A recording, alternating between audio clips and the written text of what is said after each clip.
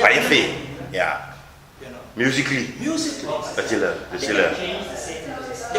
Ek het twee broers wat brilliant songwriters is.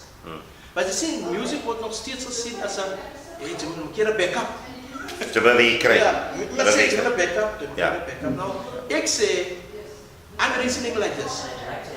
If you study accounting and you become a chartered accountant, do you study to become a doctor as a backup?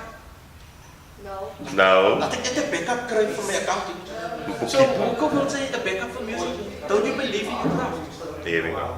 You have, if you're a photographer, believe you're going to be the best photographer until you die. You know, you have to have faith in what you're doing. So,